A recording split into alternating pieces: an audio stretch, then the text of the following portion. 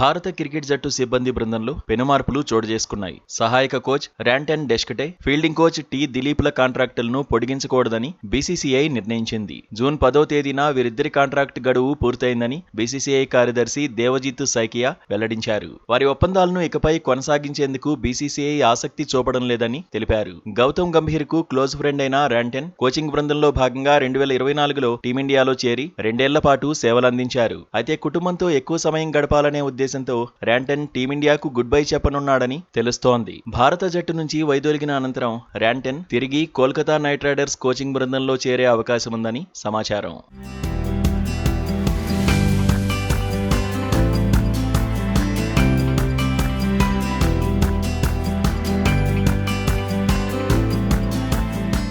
గంభీర్ కు ర్యాంటన్ కు ఐపీఎల్లో కేకేఆర్ కు ఆడిన రోజుల్లో పరిచయం ఏర్పడి మంచి స్నేహితులుగా మారారు. అప్పటి నుంచి వారి స్నేహం కొనసాగుతూ వచ్చింది. గంభీర్ కారణంగానే భారత్ క్రికెట్ జట్టు సహాయ సిబ్బందిలో ర్యాంటన్ చేరాడని క్రీడా విశ్లేషకులు అంటున్నారు. మరోవైపు ఫీల్డింగ్ కోచ్ దిలీప్ స్థానంలో కొత్త వ్యక్తిని నియమించే ప్రక్రియను బీసీసీఐ ప్రారంభించినట్లు తెలుస్తోంది. వచ్చే నెలలో జరగనున్న శ్రీలంక పర్యటనకు ముందే కొత్త ఫీల్డింగ్ కోచ్ ను ఖరారు చేయాలని బోర్డు భావిస్తోంది. ఈ పదవికి అస్సాంకు చెందిన మాజీ క్రికెటర్ శుభదీప్ ఘోష్ పేరు ముందంజలో ఉన్నట్లు సమాచారం. సెంటర్ ఆఫ్ ఎక్సలెన్స్ లో పనిచేస్తున్న ఘోష్ ఇండియా ఏ, అండర్-19 అలాగే భారత మహిళల జట్లతో పనిచేస్తున్నారు. సెంటర్ ఆఫ్ ఎక్సలెన్స్ కు చెందిన కొంతమంది కోచ్లు, మాజీ క్రికెటర్ల పేర్లు కూడా పరిశీలనలో ఉన్నాయని బీసీసీఐ వర్గాలు చెబుతున్నాయి.